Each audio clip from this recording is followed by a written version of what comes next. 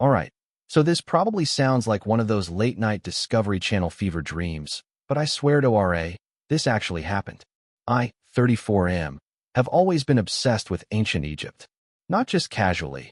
I mean deep dives, late-night documentaries, books piled on my nightstand, podcasts about hieroglyphics, and Old Kingdom politics while I'm brushing my teeth. To me, the pyramids are more than stones stacked in the desert. They're proof of humanity's desire to reach the eternal. Proof that we've always been chasing something bigger than ourselves. My wife, Jenna, 32F, used to think it was endearing. She even joked that I loved pharaohs more than her. Looking back, that was probably a little more projection than humor. The first sign that something was off started when I booked a trip to Egypt for our anniversary last year. Dream trip, full package, Giza, Luxor, private tour of the Valley of the Kings, the whole deal. Jenna pretended to be excited, but I noticed she kept trying to delay it. Work is crazy right now, she said. My mom's not doing well, she added another week. And then, I'm not sure we should be spending so much when we're not in the best place. Wait, what? That last part hit me sideways. Sure, we've been bickering more than usual, but I chalked it up to stress. I travel a lot for work, logistics, nothing sexy. And yeah, maybe I'd gotten a little too into my Egyptian rabbit holes, but we'd been together for 8 years. I thought we were solid. I asked her what she meant by not in the best place.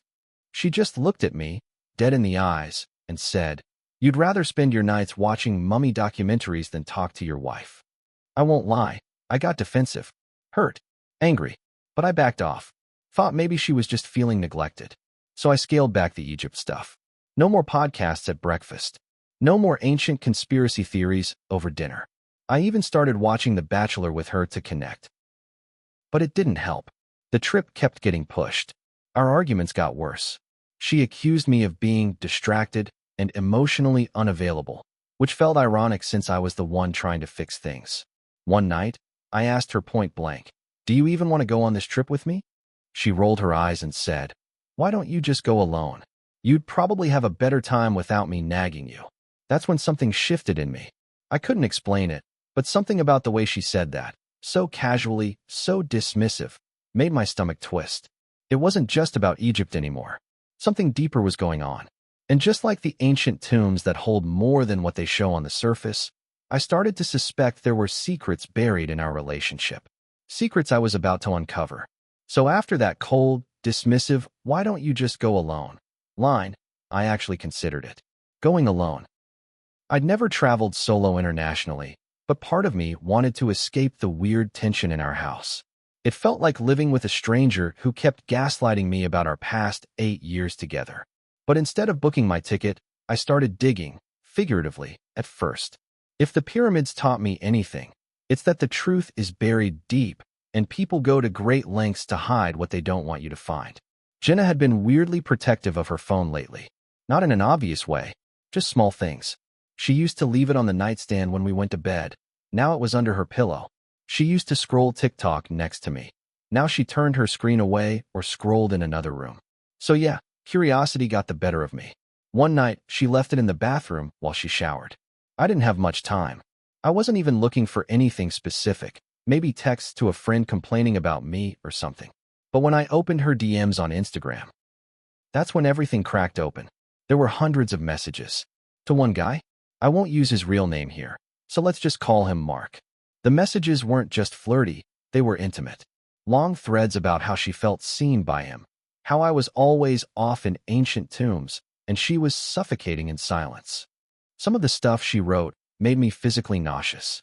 She called him her safe place, said she wished she could start over, that she felt alive with him. The kicker? He wasn't some guy she met online. He was real, someone from her past, her ex. Yeah, turns out they reconnected accidentally at a mutual friend's wedding 6 months ago, the same weekend she told me she needed space to reflect on our marriage and went to her mom's. She wasn't at her mom's. I checked. I called her mom. That woman can't lie to save her life. She thought Jenna was with me. It all hit me like the collapsing ceiling of a booby-trapped tomb. The lies. The distance. The constant excuses. That work is crazy nonsense. She wasn't working overtime. She was meeting Mark. Suddenly, all those jabs about Egypt, All the dismissive comments about my obsession made sense. She wasn't annoyed I was distracted. She was projecting, because she was the one who had checked out. She needed me to be the problem, so she could justify what she was doing behind my back. And you know what really messed with my head? She used my passion for Egypt as a shield. She weaponized my harmless, nerdy obsession to make me question myself while she was sneaking around. I felt humiliated, betrayed, like I'd been excavating the wrong ruins the whole time.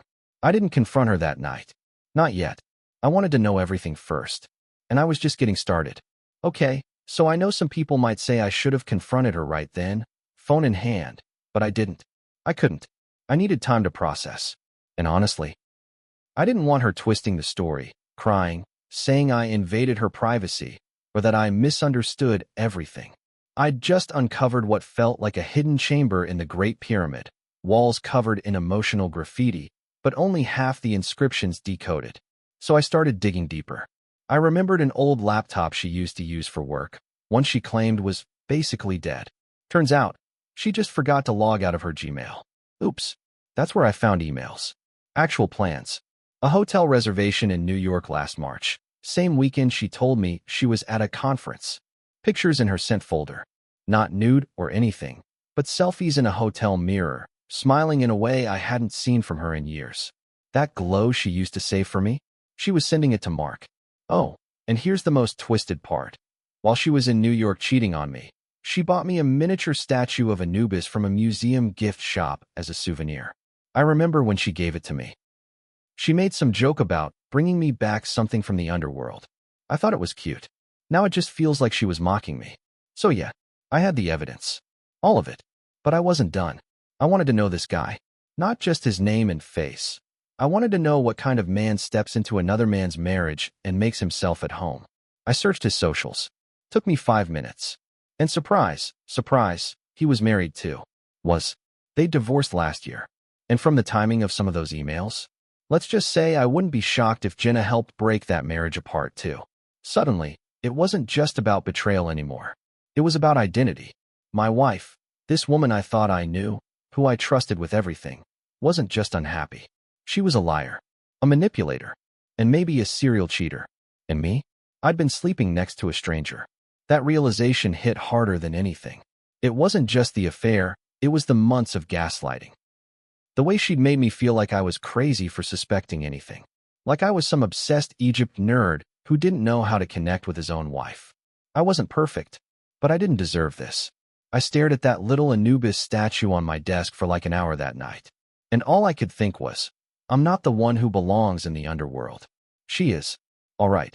So after nights of pretending everything was normal while carrying the weight of her lies, I snapped. I couldn't hold it anymore. I wasn't sleeping. I wasn't eating. I'd stare at the ceiling and just replay everything. Our fights, our laughs, our wedding vows, trying to figure out where the real ended and the act began. So one Saturday morning, I made coffee like I always did.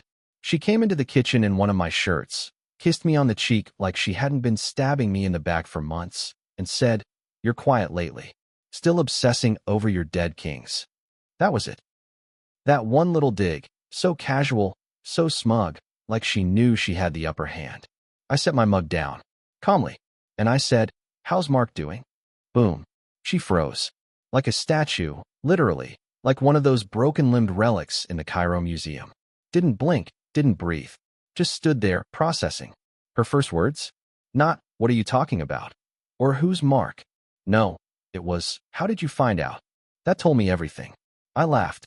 It wasn't a happy laugh. It was the kind you let out when something inside you breaks a little. I told her about the messages, the emails, the hotel receipt, the photos. I didn't yell.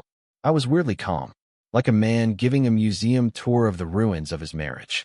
And here's where it gets really twisted. She started crying. Not the silent tears of guilt. Oh no. Big, dramatic sobs. She dropped to the floor like I'd just told her someone died and screamed. I didn't want it to be like this. I asked, like what? Me finding out. Were you getting caught? She went into full defense mode. Said it wasn't serious. That she wasn't in love with him. That it was just about feeling wanted again. Then she twisted the knife. You were so obsessed with your stupid pyramids. I felt invisible. I couldn't believe it. She actually tried to blame me. Like I forced her into Mark's arms by loving something she couldn't control. As if my passion for history gave her the right to rewrite our present. And then, this part still pisses me off. She actually asked me if we could work through it. Couples come back from worse, she said, snot and mascara all over her face. We have so many years together. Don't throw it away. Throw it away? Throw it away? She threw us away the minute she booked that hotel room. I told her I needed space, that I was going to stay at my brother's for a while.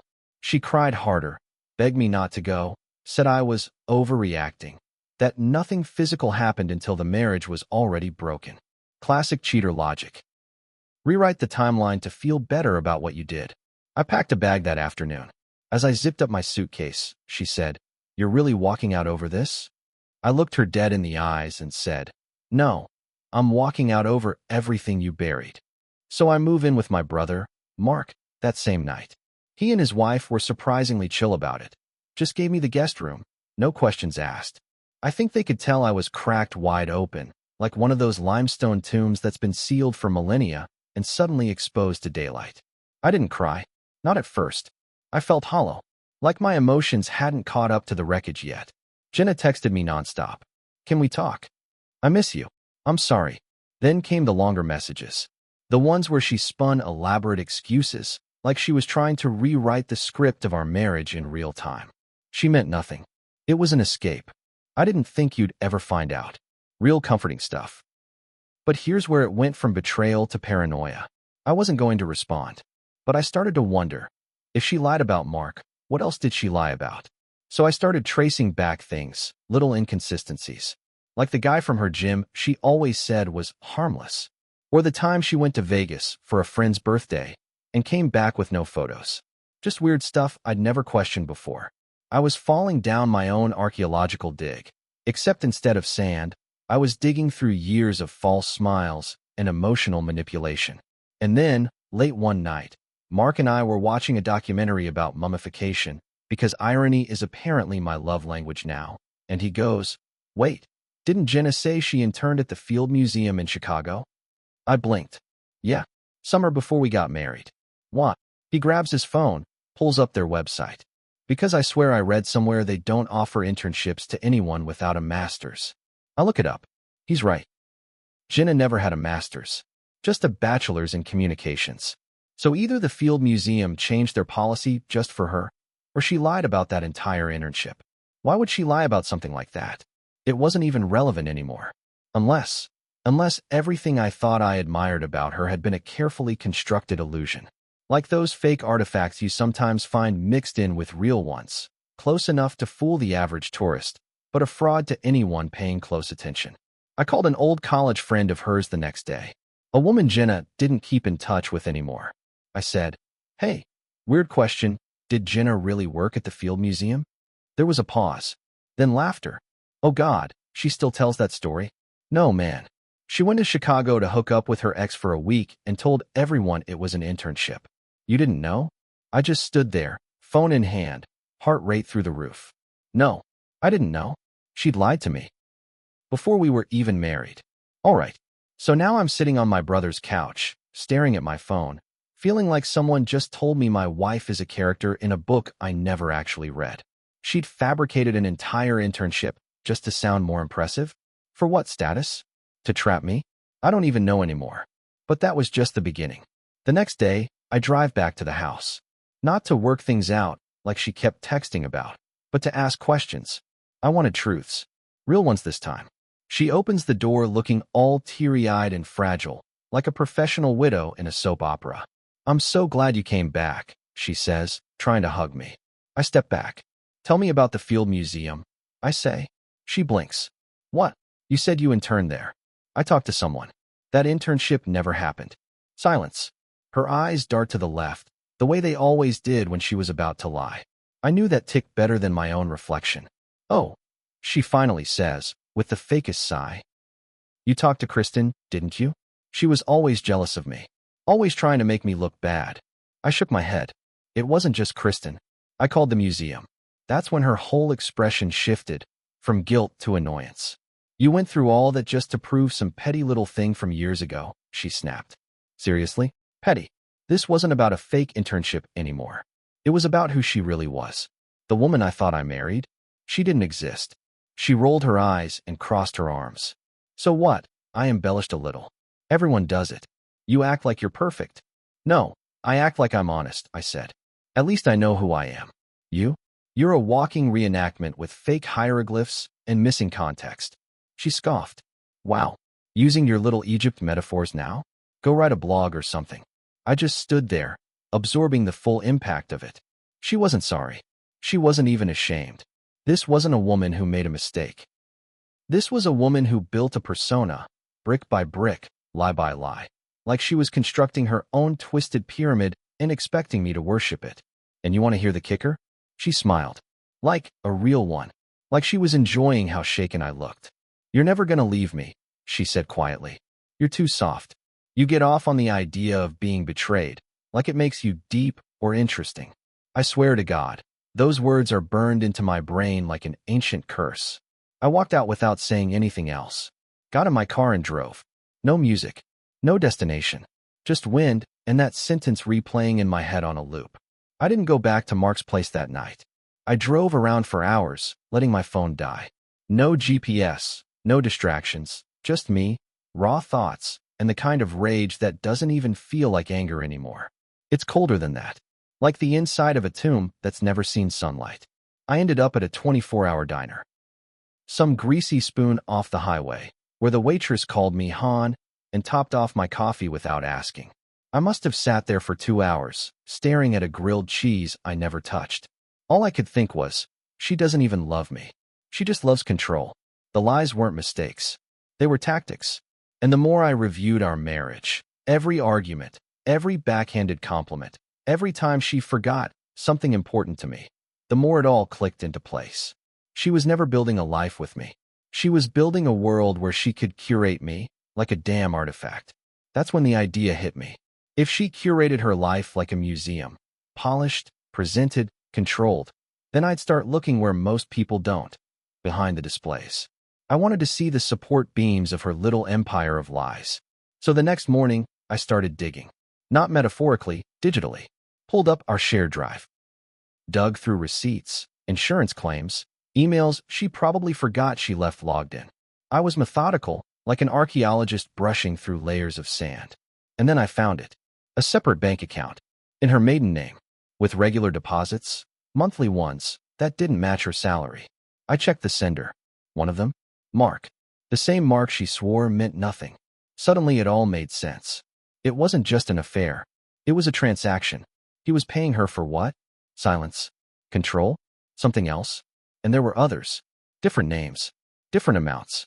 It was like discovering a secret chamber beneath a pyramid.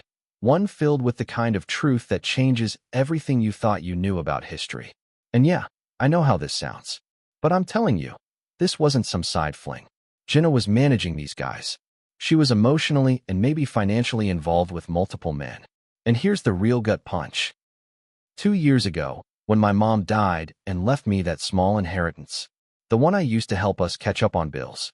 Yeah, some of that money got funneled into that account. She took my grief and monetized it. I just sat there, staring at the numbers on the screen. My hands were shaking. I thought I was the husband of a complicated woman. Turns out I was the Mark in an elaborate con. Okay, so now I've got proof. Not just infidelity, financial betrayal. An entire secret life funded by lies and my money. And for the first time in weeks, I wasn't just angry. I was focused. I wasn't going to rage or scream. That's what she expected. That's how she kept control. Stir the emotions, create confusion, then swoop in acting like the misunderstood genius. Like she was Cleopatra and I was just some dumb Roman who didn't get her depth. Nah, not this time. I started documenting everything. Screenshots, PDF exports, printed bank statements, even her old emails to these guys. One where she literally wrote, "He's sweet but naive. I handle him like I handle the others." That hit different. I'm the others. I went full Pharaoh mode. Quiet, methodical, ruthless. Set up a meeting with a divorce attorney the next day. Told them everything. And to my surprise, they didn't look shocked. Just nodded like, yeah, we've seen this before. She's setting up safety nets, the lawyer said. This is long-term manipulation. The money, the lies, it's not about cheating. It's about control and escape options. Suddenly, the pyramids didn't feel so mysterious anymore. It wasn't about love. It was legacy management. She was building her future while I was busy trying to hold together the illusion of a marriage. So I made a plan. Step 1, freeze joint accounts. Step 2, secure my credit. Turns out she had applied for a credit card in my name 2 years ago. Didn't even know that was a thing she could do. Step 3, talk to Mark and have him help me move the rest of my stuff without her there. Step 4, drop the papers. No warning. No talk. No giving her time to spin another web. And then came the wildest discovery of all. While packing up a box of my old college stuff, I found a USB drive. Thought it was just old school projects or photos. Nope, it was hers. And it had videos. Not just of her and Mark. Though, yeah, those were there. But videos of her recording herself talking about me. Like little video diaries. Like she was the villain in her own Netflix documentary. In one of them, she says, "I don't even know why he trusts me. I lie to his face, and he still buys it. I think part of him wants to be lied to. He confuses chaos for love." That broke something in me. Not the betrayal. The arrogance. She thought I was weak. She mistook kindness, loyalty, and love for fragility. So I sent her the divorce papers. Attached to the email, I wrote only this: "You mistook a quiet man for a fool. Good luck finding another one." I wish I could tell you she accepted the divorce papers with grace. That she bowed out with some dignity, maybe finally owned up to it all. But nah, this is Jenna we're talking about. The moment she got that email, boom. My phone exploded. 10 missed calls in 10 minutes. Then the texts started pouring in. "We can talk about this. You're being dramatic. You're seriously overreacting to nothing. You know I love you. If you do this, you'll regret it forever." Classic narcissist panic. When control slips, the claws come out. I didn't respond. So she switched tactics. Started calling my brother, my lawyer, even my boss. I'm not kidding. She called my job and told HR I was mentally unwell and acting erratic. Said she was worried for my safety. I had to sit down with my manager and explain that my soon-to-be ex-wife was just spiraling. Luckily, I'd already shown them what was going on. My boss was understanding. Honestly, I think he'd been through something similar. The way he looked at me, it wasn't pity. It was, "Yeah, man, been there." Then she started posting on social media. All those cute pictures from Egypt. Suddenly, she was reposting them with captions like, "Not everything is what it seems. Some people wear masks." Like she was the victim. People started messaging me. "Hey bro, you guys okay? Did something happen? You cheated on Jenna?" She flipped the script so fast, it gave me whiplash. So I did something I never thought I'd do. I posted the truth. One simple post. Screenshot of her private account balance. Screenshot of the emails. One video clip, just 20 seconds, where she said, "He confuses chaos for love." No caption. Just, "I confuse deception for depth." Not anymore. It blew up. Some people still defended her. "You don't air dirty laundry," they said. Yeah? Well, when someone sets your house on fire, you don't whisper. You scream for help. Then came the final straw. She showed up at my brother's house. Unannounced. Crying. Screaming. Banging on the door. Mark and I were inside. He peeked through the blinds, turned to me, and said, "Want me to handle it?" I nodded. He walked out and told her straight. "You lied, cheated, manipulated, and now you're not welcome here. You come back, we call the cops." She stood there, stunned. Not because of what he said. Because someone finally sided with me. That's what really cracked her facade. She left without another word. And I swear, as she pulled away, it felt like watching a pyramid collapse in slow motion. Once towering and majestic, now just rubble and dust. After Jenna left my brother's porch, I finally felt like I could breathe again. For the first time in years, I wasn't dodging her moods, her lies, or walking on eggshells just to keep the peace. My life felt quiet, and honestly, it was disorienting. I moved into a small apartment across town. Nothing fancy, bare walls, mismatched furniture, the kind of place that still smells like old carpet and cheap paint. But it was mine. No hidden agendas. No games. Just 4 honest walls and a mattress on the floor. I started sleeping better. Eating better. I even picked up my old hobby again, model building. It sounds lame, but there's something healing about piecing together a tiny replica of an ancient Egyptian temple while your real life one crumbles into sand. Then came the twist I didn't expect. I got a letter. An actual letter, not a text, not an email. Handwritten, no return address. Just my name on the front. Inside, it was from a woman named Becca. She said she used to work with Jenna years ago. Said she saw my social media post and wanted me to know something. Jenna has done this before. You're not the first man she's drained and discarded. She said Jenna had a pattern. Get involved. Get close. Learn everything about you. Your dreams, your weaknesses, your triggers, and then slowly take over. Not with love, with power. She'd done it to 2 other men Becca knew about, maybe more. One of them ended up bankrupt. The other tried to take his own life. I sat there, reading that letter over and over, my hands cold. Like I'd just opened a sealed tomb and discovered something worse than I imagined. And the worst part? It made everything make sense. Her charm, her emotional intelligence, the way she could manipulate a room. It wasn't intuition. It was strategy. I wasn't some failed exception in her history. I was just chapter 3 in a long series of victims. I thought I'd uncovered the truth. But the truth was bigger than I ever knew. So I went back to therapy. Yeah, therapy. Best decision I ever made.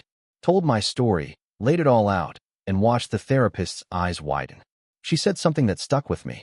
You didn't just survive a toxic marriage. You escaped an emotional predator. And that word, escaped, hit me hard. Because that's what it felt like. Not a breakup. Not a divorce. A rescue mission. And I was both the prisoner and the rescuer. After I realized Jenna wasn't just my ex-wife, but part of something darker, the road ahead suddenly felt clearer and heavier. Therapy was rough at first. Sitting across from someone who helped me unpack years of manipulation felt like opening an ancient tomb sealed tight. There was grief. Grief for the years lost, for the trust shattered, and for the man I thought I was. But also hope. Like discovering that the mighty pyramids weren't just cold stone monuments, but the legacy of human creativity and resilience. I began to see that I could rebuild too. I started small. No more rushing into conversations or decisions. I learned to say no without guilt. I set boundaries, not just for Jenna but for myself and everyone around me. I reconnected with friends I drifted from because Jenna never liked them. She called them bad influences, but really, they were my lifelines. And then, I threw myself into learning. Not just about ancient Egypt anymore, but about psychology, relationships, and emotional health. There's something oddly fitting about a guy who once loved pyramids, now trying to understand the layers and foundations beneath human behavior. Through books, podcasts, and conversations with my therapist, I started to identify patterns, not just Jenna's, but mine. I'd been drawn to chaos, mistaking it for passion. I'd let my loyalty become my weakness. That realization was painful but necessary. One night, while reading about the Pharaoh Akhenaten, a ruler who challenged tradition and faced massive upheaval, I found strength in his story. Despite losing everything, his vision lived on through history. Maybe that could be me. A man who fell apart, but learned to build again, on his own terms. But just as I thought I was closing this chapter, I got a call from Mark. He sounded serious. Dude, Jenna's back in town. So yeah, Jenna was back in town. And honestly, I wasn't sure if I was ready. Mark called me late at night, voice low and serious. Look, man, I saw her at the cafe near your place. She's asking around about you. I froze. I mean, after everything, I thought I'd escaped that chapter for good. But here she was, like a ghost in the shadows, quiet, calculating, probably spinning her next game. I debated ignoring it, pretending like she didn't exist anymore. But deep down, I knew I had to face it, for my own peace. The next day, I walked to that cafe, heart pounding like I was about to confront a lion in its den. And there she was, sitting alone, scrolling through her phone, looking way too calm. She saw me before I could decide if I wanted to bolt or confront her. That smirk, like she still owned the world. Surprised to see me, she said, voice dripping with that same venomous charm. I swallowed my anger and just said, I'm not interested in what you have to say, Jenna. We're done. She laughed, a short, bitter sound. Oh, sweetheart, you think this is over? You think you're the one who holds the power now? You have no idea. Then came the twist. She leaned in close and whispered, I've got a secret, something you don't know. Something that'll change everything. I braced myself. Was this another lie? Another manipulation? Tell me. I said, voice steady despite the storm inside. Her eyes flickered, but before she could answer, the cafe door swung open, and Mark appeared, arms crossed, a look that said, "Not today." Jenna's smirk faded. She stood up, grabbed her bag, and without another word, disappeared out the door. As she left, Mark looked at me and said, "Don't let her mess with your head again. You're stronger than that." After that tense cafe showdown, I couldn't get Jenna's words out of my head. "I've got a secret, something you don't know. Something that'll change everything." What the hell could it be? Was she bluffing? Or had I missed something crucial all along? Mark, ever the loyal brother, helped me dig deeper. He reached out to some contacts Jenna used to work with, and even checked some of her old emails I had saved. Yeah, I'm still that obsessed. A few days later, Mark called me. I found something big. Turns out, Jenna had been funneling money not just for her own use, but to pay off someone else's debts. Someone dangerous. Someone who'd come up in the background during our marriage, but never got fully explained. The real shock? It wasn't just some distant acquaintance. It was her father, a man with a long criminal record, tied to fraud and money laundering. Jenna had been hiding this from me the whole time, acting like the responsible one, the queen of our pyramid. She'd been covering for him, using my trust and money to keep her family's skeletons buried. That explained the secret accounts, the sudden withdrawals, the mysterious phone calls I never cracked. I felt sick, betrayed beyond just our marriage. It was like everything I thought I knew about her, about us, was built on quicksand. And yet, part of me understood. Maybe she was trapped too, tangled in loyalty to a family I never met. But that didn't excuse the lies. That didn't excuse the destruction. I confronted her by email, laying out what I knew and demanding answers. No response. Nothing but silence. For once, she wasn't spinning stories. She just vanished. With Jenna gone, this time truly gone, I was left holding the wreckage of our life together. The lies, the secrets, the betrayal, all staring back at me like ancient hieroglyphs begging to be decoded. Only this time, I was the one doing the decoding. It wasn't easy. Some days felt like I was trapped inside one of those massive pyramids, wandering endless dark corridors, trying to find the exit. But I kept moving forward, piece by piece. I started setting goals for myself, not grand, just honest. Like learning to trust my instincts again, being honest with my friends, and even forgiving myself for falling so hard.